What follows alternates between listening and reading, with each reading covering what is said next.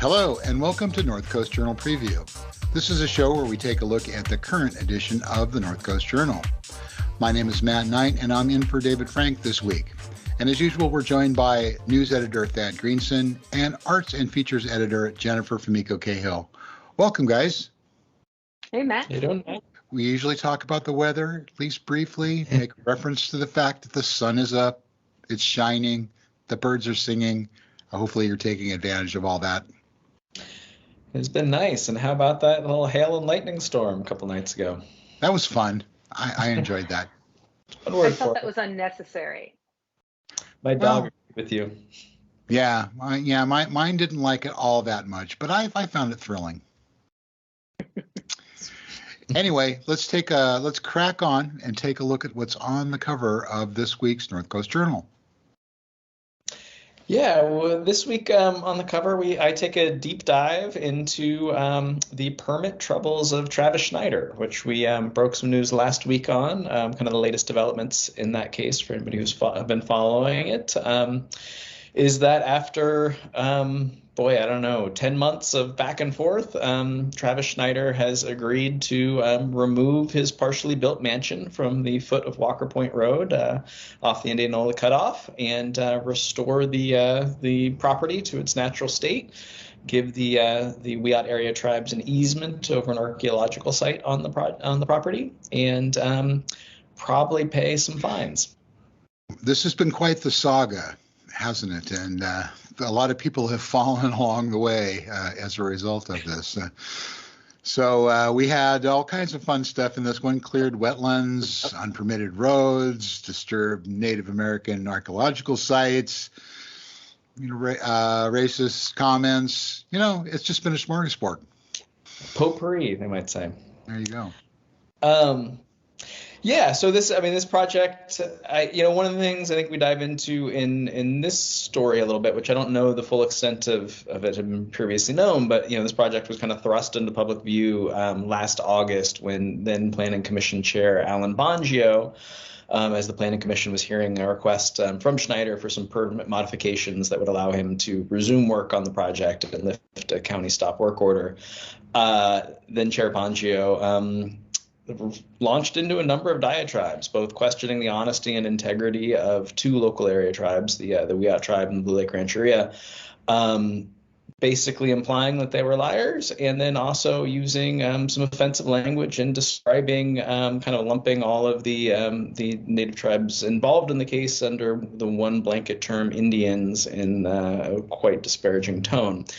And so I don't think most of us had any inkling that this project was going on, that Travis Schneider, a prominent local developer, was building his family mansion there, until this kind of burst out, because of Bongio's conduct at that meeting. Right. And so there's been a lot of developments lately. What exactly has popped up in the last few weeks?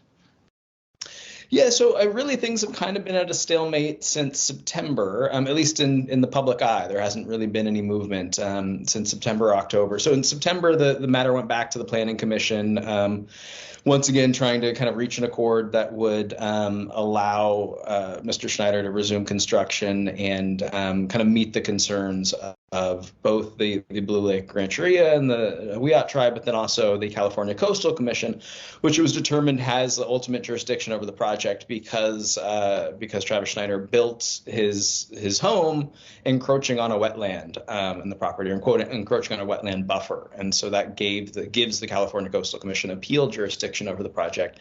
And really, the Coastal Commission just kind of laid down the law with the county in September, saying that if the project was approved as presented, that there would be an appeal and the California Coastal Commission would take jurisdiction. And nobody seemed to think that that was a positive outcome, at least nobody as far as the county, the planning commission, county staff, the planning commission, or Travis Schneider. So Travis Schneider asked kind of for some more time to see if they could reach some kind of agreement. And behind closed doors, he's been going back and forth with county staff and to some extent the local tribes and the coastal commission staff about what might be a just outcome or an outcome that would be agreeable. And we've been following up regularly with county staff, trying to get an answer, really all the parties involved trying to get an answer to the latest. And so last week, we just kind of got word that there's movement and that Travis Schneider has agreed to remove the house from the property.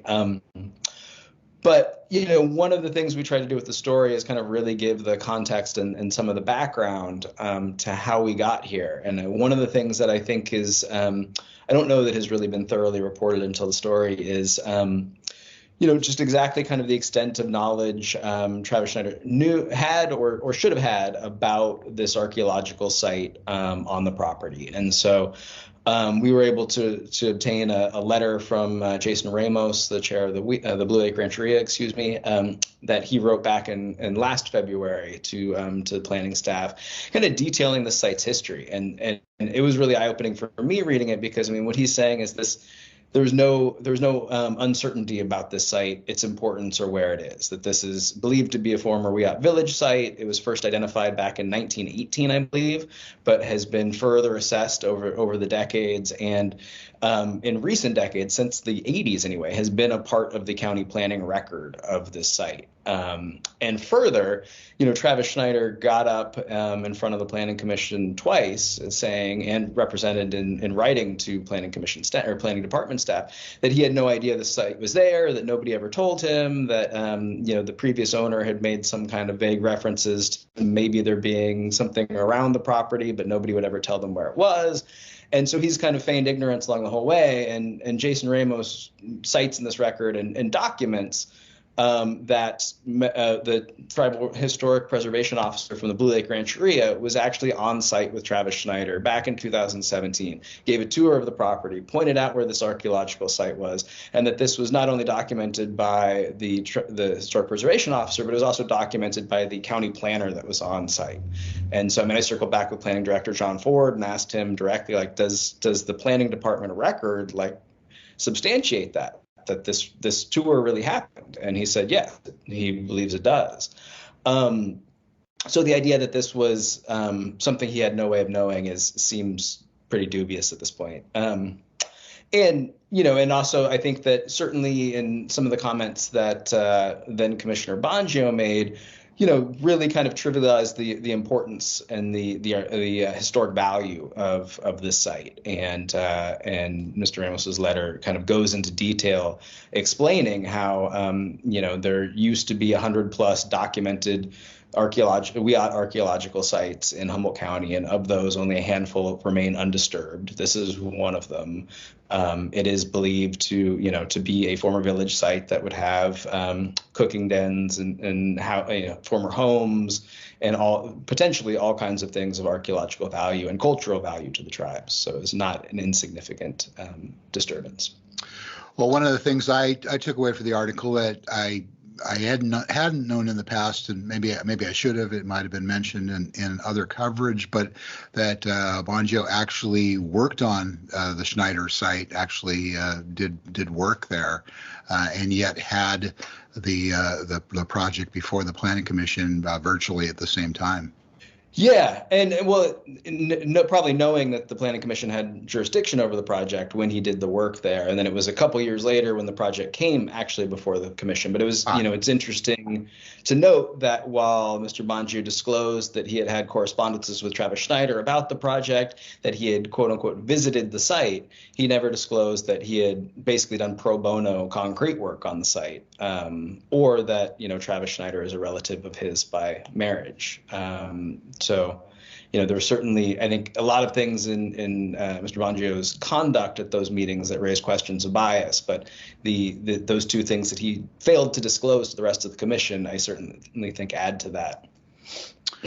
And what do you think the county planning department's role in this? How do they stand up? As far as what the things they did and did not do in regards to this project? I think some real questions remain about county planning's handling of this. So all the way back to 2017, before Mr. Schneider got his coastal development permit, and some years before he actually got a building permit, there's documentation that construction activity started on the site, grading and the laying of a driveway, which would be violations of county code. And then fast forward to 2019, it was documented that he'd started further started construction activities before obtaining a building permit, and that county staff not only allowed him to continue those activities for, I believe, about 6-8 months while in the process of getting a permit, but they also allowed him to obtain what's known as a builder owner permit, which is kind of an alternative alternative building permit that is designed for folks who are going to inhabit the structure they're building and have some sort of construction background. And what it does is it really streamlines the permitting process and the inspection process from the county. And so the idea is somebody's not building something for market, that they're building it for themselves. So there should be kind of laxer standards. It was really designed for southern Humboldt and some of the outlying areas of Humboldt County that are remote and difficult to access, difficult to get county building inspectors from the county seat of Eureka to these sites regularly to inspect.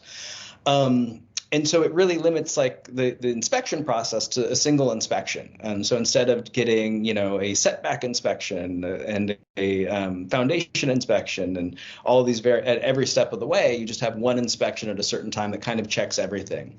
And there's a lot of trust imbued into the builder for that. And so I think there's a question of if somebody had already, not just kind of a layman, but somebody who had the development background and the construction background had already violated the terms of their permits twice, why you would give them that extra leeway, I think is an important question. And then, there's just throughout this process, there have been errors by county planning staff that enabled Mr. Schneider to do more or to think that he could do more than his coastal development permit allowed. So the coastal development permit is supposed to be kind of the guiding, governing document for a project like this. And every other permit that's issued has to fall in line with the provisions of that initial coastal development permit. And so in Mr. Schneider's case, that coastal development permit was for an 8,000 square foot house with a 1,000 square foot open air cellar or a natural light cellar. So 9,000 square foot of total structure. And what he is building, or was building until the stop work order, is more than a 20,000 foot structure, almost 21,000 square feet, so more than double. And under the plans that he submitted to the county for approval, that's what he submitted, was a 21,000 square foot structure. And so somebody in county planning either knowingly let him do this or erred in not checking against the coastal development permit that was supposed to govern the project. And similarly with the amount of fill dirt that he brought to grade the property. He was allowed to bring in 1,500 cubic yards under his initial coastal development permit, and he ended up bringing in 15,000 cubic yards. Wow. Not an insignificant difference at all. But again, he got a grading permit for that amount because somebody either let him knowingly or didn't go back against that coastal development permit to check. Planning Director John Ford has been adamant that he does not feel that anybody knowingly did any wrongdoing in this, and that it was kind of a series of small errors and people not doing the due diligence to either do the work on the front end, or for senior staff who were signing off on these permits, making sure that everything was in line. Either way, big problems in county planning. Well, this is a soup to nuts story. Really, you lay out the entire thing really beautifully, and I'm going to suggest that people take a look and get all the gory details. But any final thoughts on this before we move on? The only final thought I'd touch on, and this gets a fair amount of ink in the story, so I'd impress upon people to check it out, but is I think that reading the story, and one of the things we depend on for the story is correspondences between Travis Schneider and county planning staff as this whole process is unfolding. And I think reading some of those emails, you get a sense that there is a tremendous amount of hubris and entitlement on the part of Travis Schneider. And while he, kind of admitted to doing some wrongs and making some mistakes in his comments to the Planning Commission and stuff. That sense of contrition is totally absent from these emails. He is, very much expressing rage and frustration at county planning and building for not allowing him to do the things he wants to do and not essentially fixing his errors fast enough to allow him to get back to construction. And I think those are very telling. Well, great. Well, thank you for covering this story. And again, I suggest people take a look at it and really dive into the details. Thanks, Thad. Yeah, thanks, Matt. Well, we're going to move on to a lady who has never done an unpermitted story, and that's Jennifer Fanico Cahill. Jen, what's on the arts and features beat this week? Better to seek forgiveness, Matt. So I just want to sweep through a bunch of stuff because the back of the book is filled with goodies. And first of all, I don't know, are you a fisherman?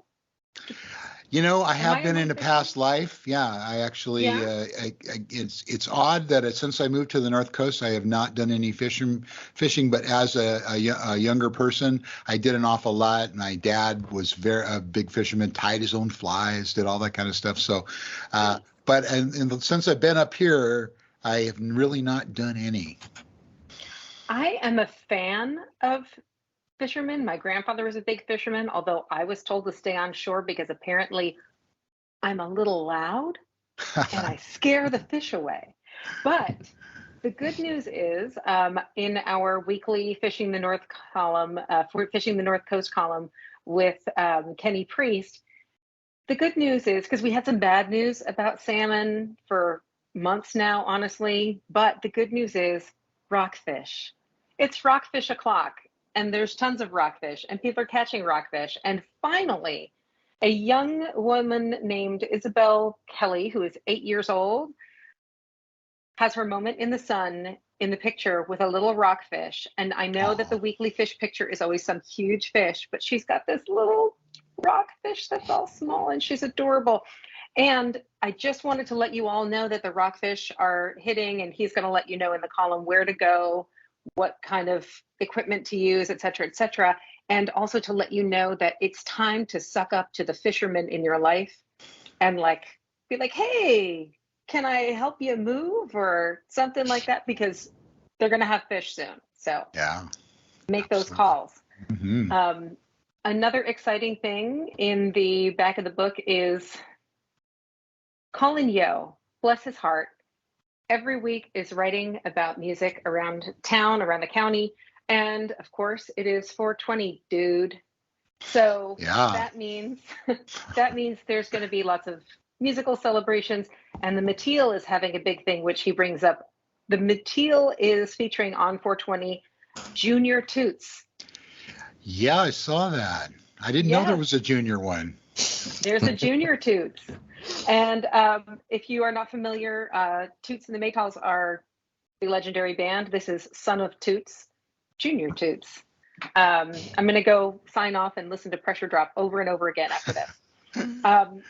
And also, he's got tons of stuff going this week, but I just want to throw you some band names because we get excited when there's a crazy band name in the set list.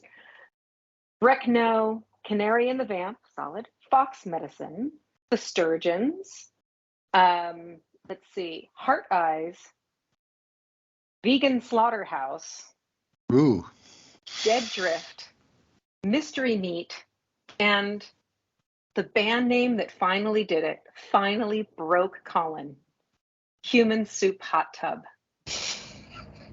Ooh, yeah. Okay, yeah. We all have our I can see where that would break him. Yes, we all have our limits, and Colin's limit is Human Soup Hot Tub. So never enjoy a hot tub again. You're welcome.